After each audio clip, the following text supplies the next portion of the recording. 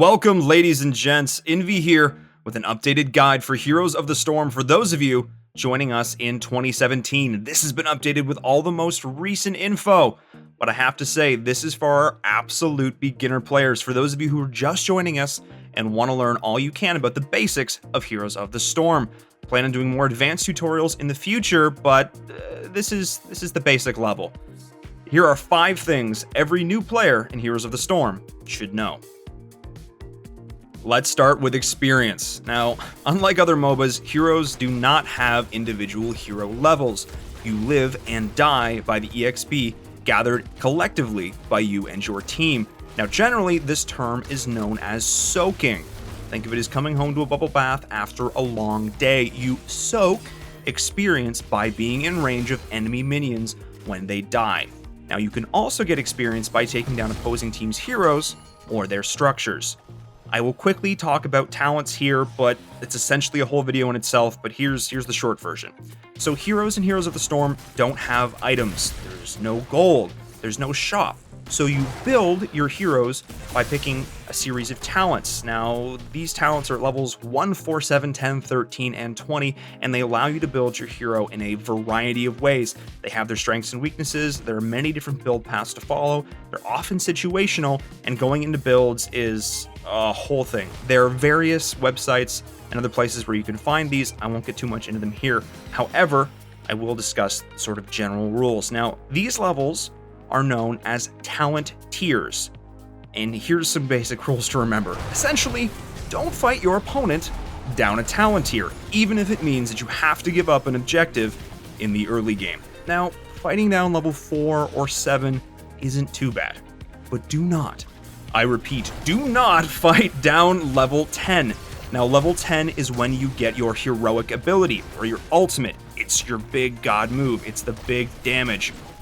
And if you fight your opponents when they have it and you don't, you probably won't win that fight. They will kill you, and they will further snowball their lead.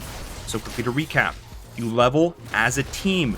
You level by getting experience. You get experience from when enemy minions die, or from killing opposing team heroes or destroying their structures.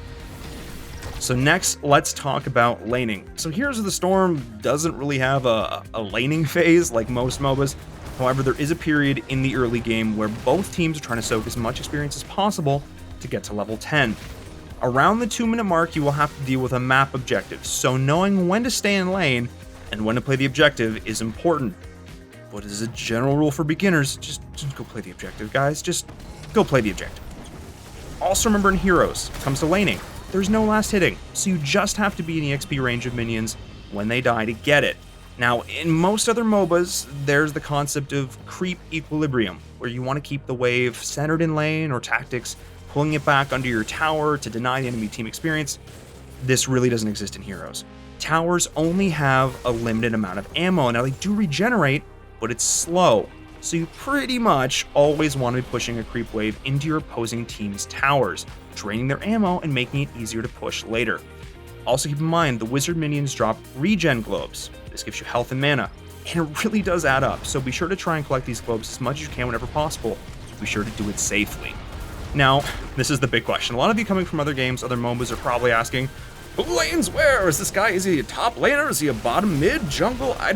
It's fine, guys. You're used to these labels, but they really don't apply in Heroes. Again, this is probably a whole video in and of itself, but here are the basics. Heroes and Heroes of the Storm really don't have lane roles. You can essentially lane anyone, anywhere, but of course, there are some caveats to this. On most maps, you generally have a solo laner. This is usually the top lane, or the bot lane on Sky Temple. You generally have heroes who excel in this role. Heroes like Thrall, heroes like Rexxar, or Alarak. Zagara used to be a big one. This will change as the meta changes, so don't get too stuck up on this, especially in the lower levels. You generally have a solo laner, and the rest of the team does some sort of 3 or 4 man rotation.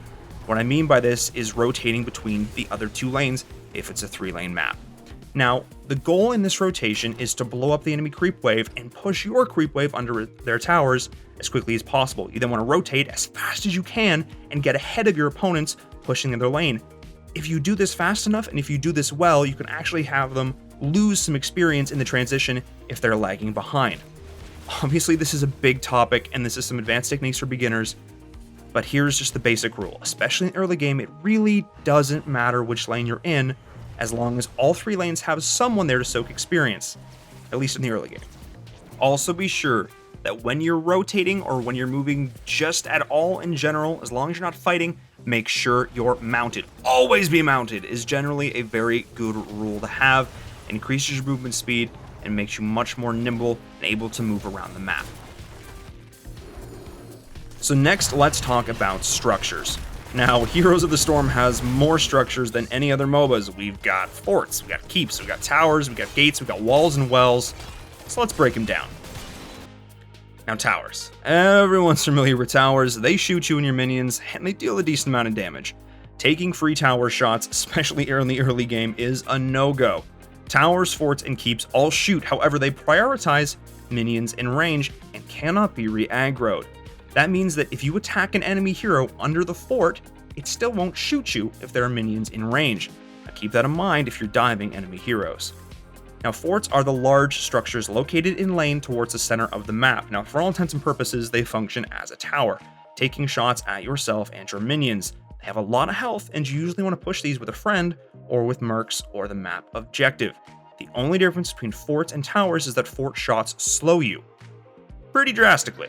So be very cautious diving under it to secure a kill, as you may find yourself very baited and very dead. Now we have walls and gates. They're pretty self-explanatory. You can't go through them. Gates as well. Barring some exceptions, you can't go through enemy team's gates. Just knock them down, push forward. Pretty pretty simple.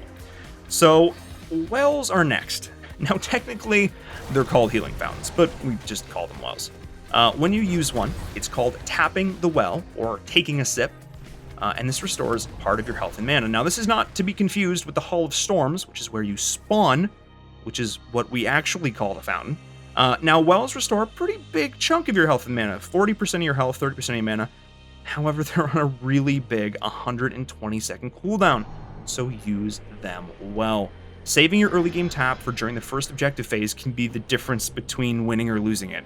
It can really swing the momentum with that first engage, and the whole purpose, of course, obviously, is to keep you fresh in laning without having to go all the way back. But be wise with it, be cautious, save it for when you really need it, and to do, avoid taking that free damage in lane so you don't have to use it if you can. So lastly, we have keeps. Now keeps are the forts closest to your core, and for those familiar with other MOBAs, the keep functions like your barracks. It dies and the enemy team spawns better minions, or just in this case, the wave gets the addition of a catapult, which shreds the core. It does crazy siege damage. And this is the time where I remind you, the only way to win a game of Heroes of the Storm is to destroy the opposing team's core. It's the only way. Next, I will talk about Mercenaries. Now, mercs are found on every map in the game, and they are a very unique function to Heroes of the Storm. Essentially, you go up to them, you defeat them, you stand on their platform until it turns your color, and you capture them, and they'll go fight for you. They'll go push the nearest lane for you. They have their own unique cooldowns, so knowing when to get them is important, as they're fairly long. Generally, you want to capture them after an objective ends, so they're pushing during when the next objective phase starts, meaning that they're either left unchecked and get great value, or means your enemy team has to go deal with it, and you have usually a man advantage fighting over the objective. Knowing when to time these out is important, but just as a general rule, if the objective spawns, go do the objective, don't be randomly taking mercs. Now, there are a bunch of different types of mercenaries, and a lot of the new maps have different ones coming out, so they're kind of hard to differentiate. Just know that the general types are known as bruiser camps, siege camps, and bosses. That's the basic gist of it. I'm going to talk about bosses, because they're kind of important. They are essentially how they sound. They're big, they're tough to beat, but if you can capture it, it's tough for your enemies to deal with. Here's some general rules for taking bosses. Do not take a boss unless you have one or more of the following conditions. You either have a man advantage, you either have a talent tier, or you can see all your enemies. Ideally, you have multiple of these things, because throwing on a boss, also known as getting really damaged by the boss and having the enemy team come in and steal it and kill you, is one of the easiest way to lose a game of Heroes of the Storm. So lastly, we have map objectives. Now each map of the 12 currently in the map rotation has a unique objective. I will be making a video going over all of these different unique objectives, but just know that each map is incredibly unique. There are some recurring themes, but there's really no better way to learn than just by playing. The single biggest thing I can say is that in almost 100% of cases, you really just want to play the objective, whether it be showing up for a tribute spawn, or rotating to grab that nuke, or making sure you're getting on that beacon so you channel that Zerg wave, or making sure you go down into the mines to capture the skulls.